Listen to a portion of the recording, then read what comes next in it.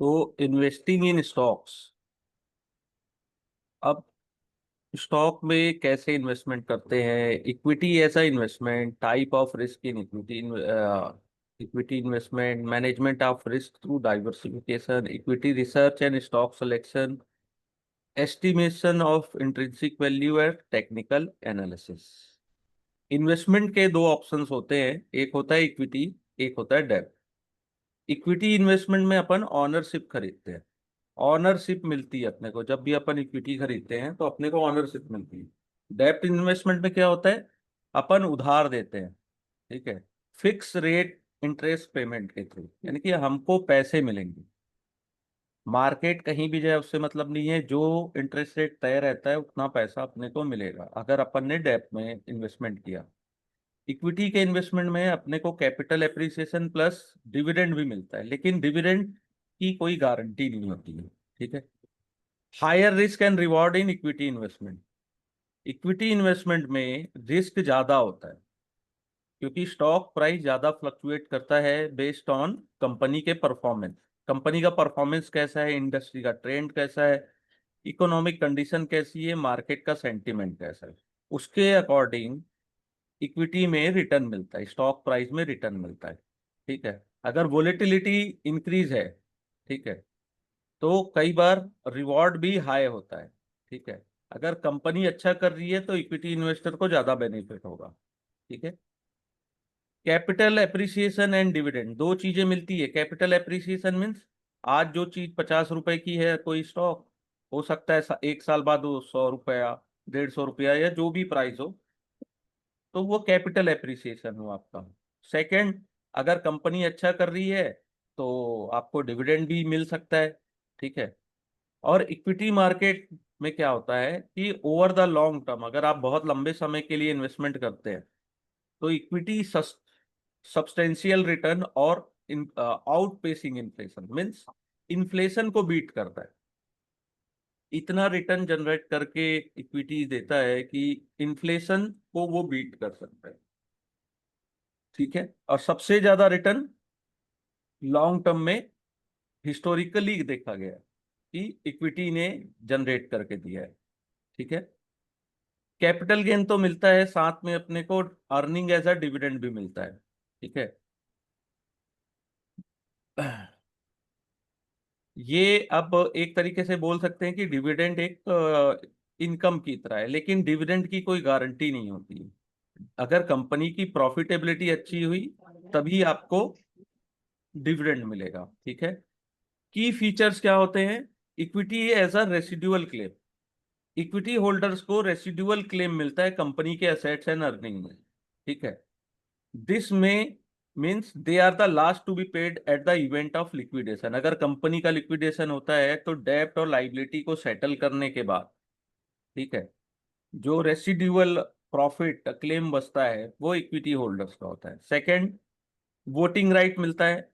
आप as a equity holder, आपको common stocks में वोटिंग राइट्स मिलते हैं, ठीक है। आप कॉर्पोरेट डिसीजन मेकिंग में भी पार्टिसिपेट कर सकते हैं, ठीक है। Share holder can vote on important matters such as electing the board of director, approving merger, making significant business decision, ठीक है। आपको वोटिंग राइट मिलता है तो आप वोट कर सकते हो, ठीक है। ऑनरशिप मिलता है। ऑनरशिप मीन्स अगर अपन ने शेयर्स खरीदे तो अपन ने पार्शियल ऑनरशिप अपन ने बिजनेस का लिया है, ठीक है। रिस्क क्या होता है? पहला होता है मार्केट रिस्क, ठीक है। मार्केट रिस्क क्या होता है कि fluctuation of price due to various market related dynamics, ठीक है। This factor affect all listed market traded assets of their business sector, ठीक है। तो मार्केट रिस्क को कौन मेजर करता है? Beta. Beta is a proxy sorry. Measure. Yes yes. Sorry sir, sorry sir. हाँ, बीटा से मेजर होता है, ये क्वेश्चन आता ही आता है हर बार। बीटा से मार्केट रिस्क को मेजर किया जाता है। मार्केट रिस्क को डाइवर्सिफाई नहीं कर सकते, बट हेज कर सकते हैं, ठीक है। हेजिंग कर सकते हैं बीटा के थ्रू। तो पहला मार्केट रिस्क होता है। सेक्टर स्पेसिफिक मींस किसी कंपनी में या उसी सेक्टर में एक कुछ रिस्क है, ठीक है, उसे अपन डाइवर्सिफाइड कर सकते हैं, ठीक है। अब क्या होता है बेनिफिट ऑफ डाइवर्सिफिकेशन, ये अपन अदर सिक्योरिटीज को ऐड कर दिए, ठीक है, जैसे विच हैव लो और negative correlation with companies that given sector. तो सेक्टर स्पेसिफिक रिस्क रहता है कि एक कोई पर्टिकुलर सेक्टर है वो अच्छा परफॉर्म नहीं कर रहा है, लेकिन हम उसे डाइवर्सिफाई करके रिड्यूस कर सकते हैं, ठीक है। तो बेनिफिट होता है डाइवर्सिफिकेशन का सेक्टर स्पेसिफिक रिस्क में। फिर कंपनी स्पेसिफिक रिस्क में क्या होता है कि उस कंपनी में कोई प्रॉब्लम चल रही हो, फिनेंशियल परफॉर्मेंस उसकी, ओवरऑल स्टेबिलिटी कैसी है, मैनेजमेंट क्वालिटी, फिनेंशियल हेल्थ कैसा है, कंप्लायंस कैसा है, ऑपरेशनल हेल्थ, कॉम्पिटिटिव लैंडस्केप कैसा है, ठीक है। तो ये कंपनी स्पेसिफिक रिस्क हो गया। फिर डाइवर्सिफिकेशन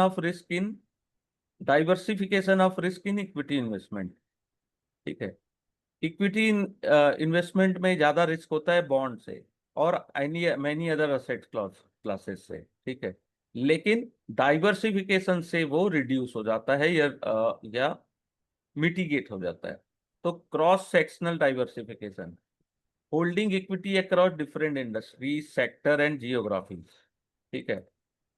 यानी कि different industry, different sector, different geography के अगर अपन स्टॉक को होल्ड करते हैं तो डाइवर्सिफिकेशन होता है, लेकिन एक लिमिट तक ही डाइवर्सिफिकेशन हेल्प करता है, ठीक है। सेकंड होता है time diversification, staying invested over long period to balance out market up and down, ठीक है। Time in the market beat timing the market, ठीक है। ये टाइम डाइवर्सिफिकेशन को अच्छे से देखेगा, यहां से कई बार क्वेश्चन आते हैं।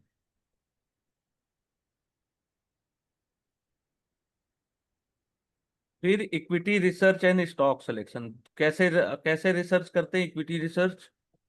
इक्विटी रिसर्च थॉरो एनालिसिस और research of company and its environment. तो equity research primary means analysing the company financial and non financial information. Company की फाइनेंशियल रिपोर्ट और नॉन फाइनेंशियल इंफॉर्मेशन दोनों को अपन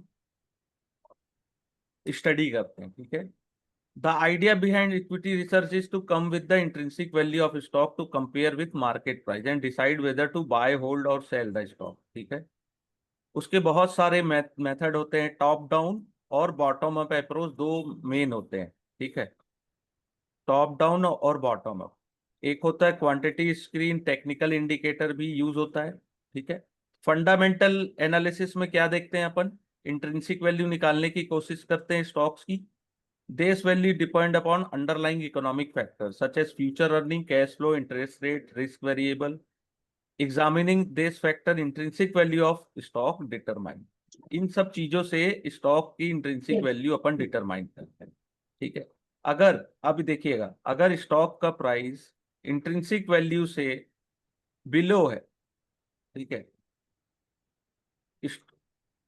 इन्वेस्टर स्टॉक को bye करता है अगर स्टॉक का प्राइस इंट्रिंसिक वैल्यू से नीचे है, और if the market is above the intrinsic value तो अपन सेल करना पसंद करते हैं, अगर इंट्रिंसिक वैल्यू से बिलो है प्राइस तो बाय करना पसंद करते हैं, ठीक है। The difference between intrinsic and market price should be enough to cover the transaction cost, ठीक है।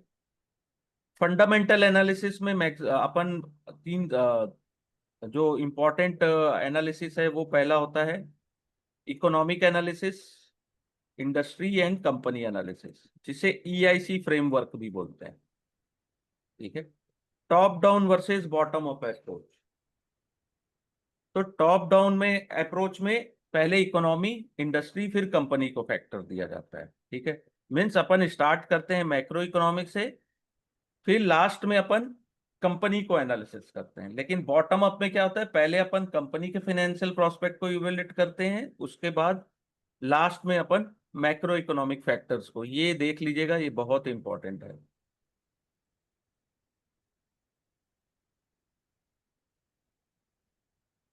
ईआईसी अप्रोच में पहला होता है इकोनॉमिक एनालिसिस, जिसमें अपन क्या क्या स्टडी करते हैं कि जीडीपी ग्रोथ कैसी है, ठीक है, इकोनॉमी में जीडीपी ग्रोथ कैसी, इन्फ्लेशन रेट कैसा है, परचेसिंग पावर, क्योंकि इन्फ्लेशन से क्या होता है, ज्यादा इन्फ्लेशन से परचेसिंग पावर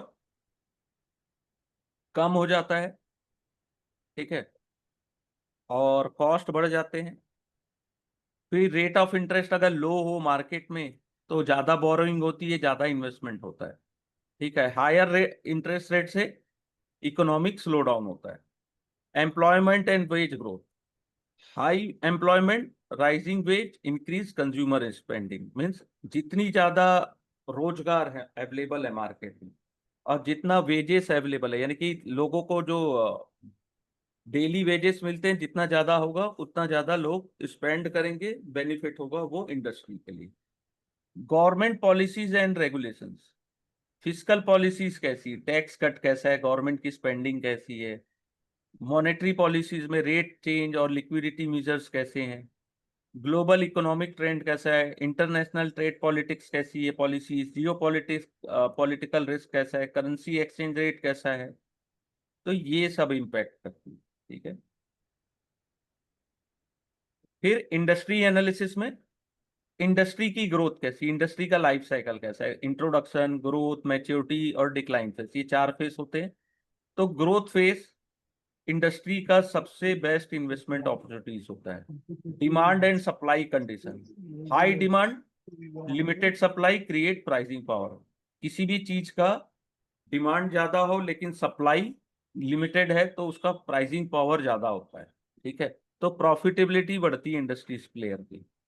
फिर competitive landscape, the level of competitive affect profitability. तो पहला होता है threat of new entrant, bargaining power of supplier, bargaining power of buyer, threat of substitute, industrial rivalry. तो ये 5 फोर्स होते हैं पोर्टर के, पोर्टर्स 5 फोर्स मॉडल इसे कहते हैं। थ्रेट ऑफ न्यू एंट्रेंट मीन्स कि कोई बड़ा प्लेयर जैसे मार्केट में एंट्री लेता है, जैसे टेलीकॉम सेक्टर में जब जियो ने एंट्री ली थी।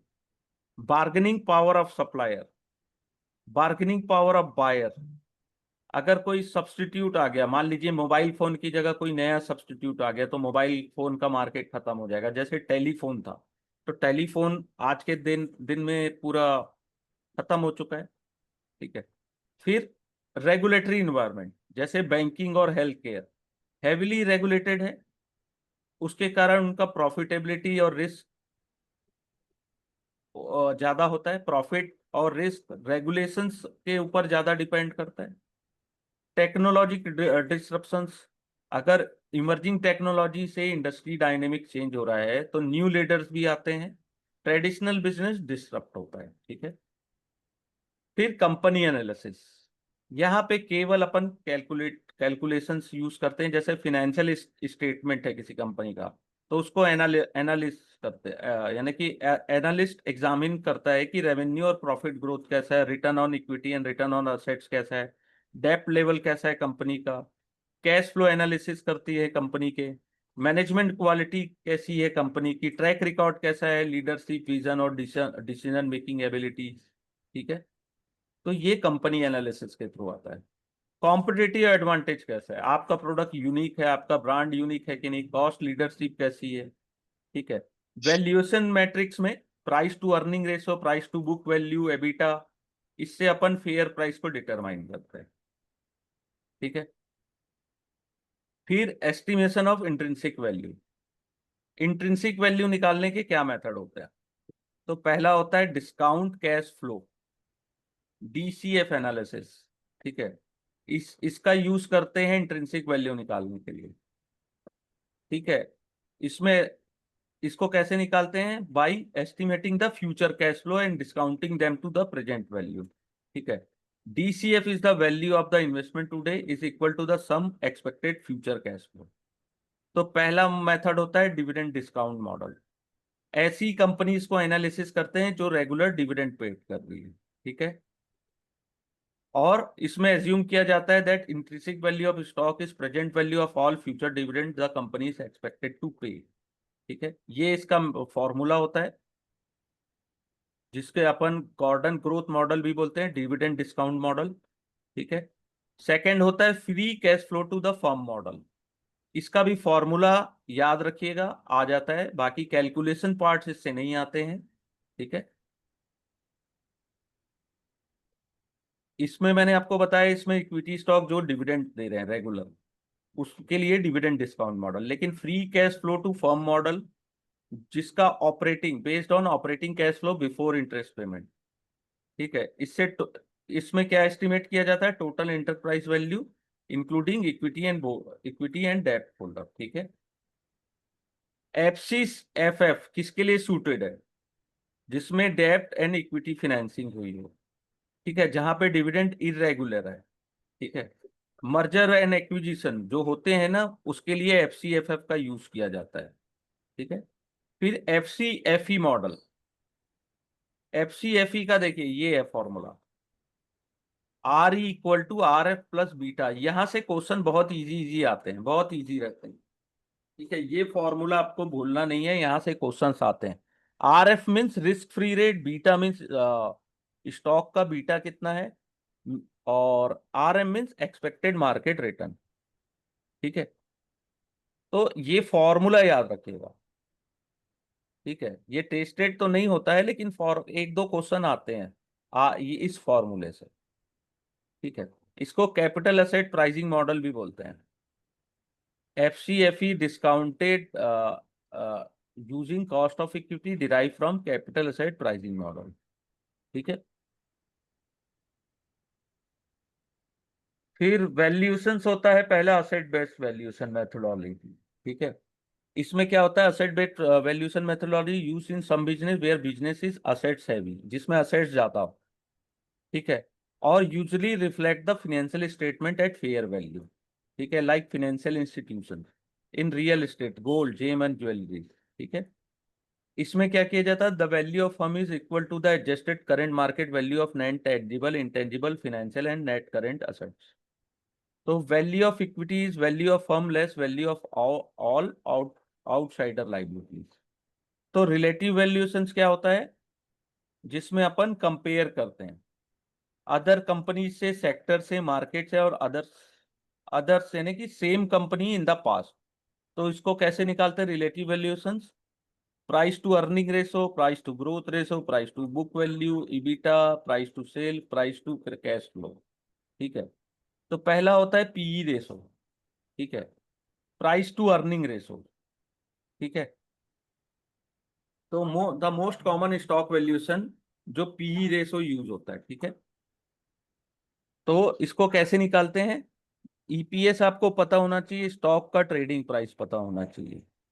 तो आप स्टॉक प्राइस को डिवाइड कर दोगे अर्निंग पर शेयर से, तो पीई रेशो निकल आता है। ठीक है,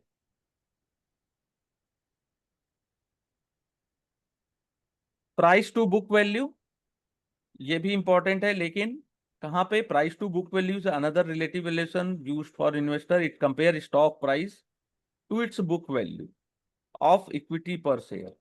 तो price divided by book value indicate how market is valuing the book value of equity. ठीक है, तो अगर market value being above or below the book value is much to do with market player and investor expectation of value currently not recognized in book। ठीक है, तो the book value per share is calculated by dividing the reported share equity by the number of equity shares outstanding। ठीक है, तो ऐसी इस company के लिए price to book value use होता है।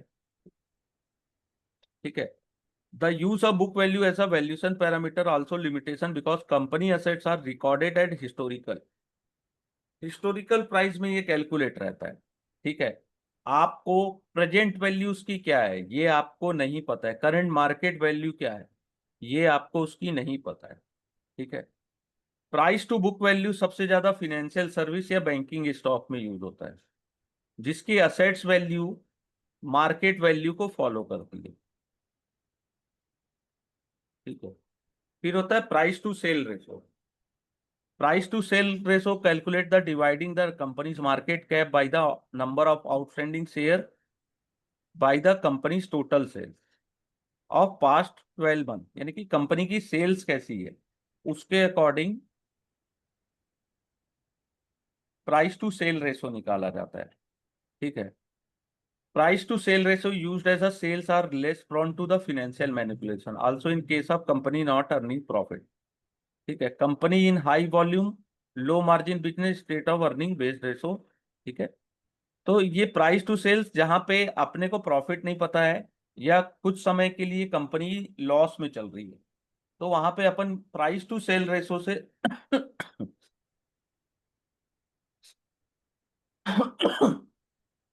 प्राइस टू सेल्स रेशो से अपन डिटरमाइन कर सकते हैं कि स्टॉक अंडर वैल्यू है कि ओवर वैल्यू है। फिर होता है PEG ratio, price earning to growth. ठीक है, इसमें क्या रहता है, तो पी रेशो को कंपनी के जो ग्रोथ है एट डिफरेंट पेस उससे कंपेयर करते हैं। तो PEG ratio take into account not just P multiple but also growth of earning, कितनी अर्निंग में ग्रोथ कितनी हो गई। ठीक है, अगर पीईजी रेशो 1 है तो means market is valuing stock in according with stock estimated EPS. ठीक है, और पीईजी लेस देन 1 है तो stock under value given it's growth rate. तो ये बॉक्स जो मैंने बनाया है इसको याद रखिएगा। फिर होता है EV by EBITDA. EV by EBITDA multiple best suited होता है कैपिटल इंटेंसिव इंडस्ट्री और comparing company with different depth structure and EBITDA is unaffected by capital structure. Best suited इन्हीं के लिए होता है। मीन्स अपने को इंटरप्राइज वैल्यू पता है, उसको डिवाइड कर देते हैं ईबिटा से। ठीक है, तो अपने को आ जाता है ईवी बाई ईबिटा मल्टीपल। एक दो क्वेश्चंस यहां से आते हैं तो सिंपल रहता है, ईबिटा दिया रहता है और ईवी दिया रहता है, इंटरप्राइज वैल्यू। ठीक है, टेक्निकल एनालिसिस में क्या करते हैं अपन, technical analysis is based on assumption that all information that affect the performance of stock, companies fundamental, economic factor, market sentiment, वो ऑलरेडी रिफ्लेक्ट होता है स्टॉक के प्राइस में। ठीक है, अपन चार्ट को देख के ये समझ जाते हैं कि इसमें जो भी मार्केट के फंडामेंटल्स है या इकोनॉमिक फैक्टर हैं, ठीक है, या स्टॉक के प्राइजेस हैं, ठीक है, वो सब चार्ट में रिफ्लेक्ट होते हैं। इसके लिए अपने को फंडामेंटल स्टडी करने की जरूरत नहीं है। ठीक है, तो टेक्निकल एनालिसिस में अपन मेजरली क्या देखते हैं, the history of past price. ठीक है, चार्ट में अपन पास्ट प्राइस को देखते हैं और इंडिकेट करते हैं कि अंडरलाइंग ट्रेड और उसका डायरेक्शन क्या होगा। The volume of trading that company price movement provide important input on the underlying strength of the trend. ठीक है, प्राइस एंड वॉल्यूम सबसे ज्यादा ऑब्जर्व किया जाता है स्ट्रेंथ एंड वीकनेस को देखने के लिए। ठीक है, टेक्निकल एनालिसिस में अपन 3 एलिमेंट देखते हैं, price chart, point of support, resistance in chart and price trend. ठीक है, टेक्निकल एनालिसिस में अपने को स्टडी करनी होती है अपवर्ड, डाउनवर्ड या साइडवेज, ये 3 टाइप से ही स्टॉक मूवमेंट करता है। ठीक है, उसके अकॉर्डिंग ट्रेडर बेनिफिट करते हैं, यानी कि कोशिश करते हैं ट्रेंड ट्रेंड लेने की। ठीक है, और आइडेंटिफाई करते हैं कि कहाँ पे स्टॉक को सपोर्ट मिलेगा, कहाँ पे स्टॉक रेजिस्टेंस ले सकता है। ठीक है, technical analysis convert the price and volume data into chart that represent the stock price movement. Some of the chart use include line, bar और कैंडल स्टिक, ये याद रखिएगा। लाइन चार्ट होता है, बार चार्ट होता है, कैंडल स्टिक चार्ट होता है, 3 टाइप के ही चार्ट होते हैं। वैसे तो आज के डेट में मार्केट में बहुत सारे चार्ट्स अवेलेबल है, कुछ भी नाम रख के, लेकिन मेन स्पेसिफिक ये 3 ही होते हैं। एजम्पशंस क्या होता है टेक्निकल में, market price decided determined by supply and demand. Supply and demand are governed by rational and irrational. Price adjustment are not instantaneous, and price move in trend. Trend price persist to appreciate length of time. Trend change in reaction to shift in supply and demand relation. ठीक है, this shift can be detected in the action of market. ये assumption है, इसको देख लीजिएगा, वैसे यहाँ से क्वेश्चन नहीं आते, ये मैक्सिमम ये जो मैंने बॉक्स बनाया है इधर से क्वेश्चंस आते हैं। ठीक है, एनी क्वेश्चंस यहाँ तक चैप्टर 3 में? आई थिंक आपने तो अच्छे से रिवीजन किया ही होगा। मैं कुछ दिन में हाँ आपके, सर, कुछ नहीं है। है ना, कुछ नहीं है।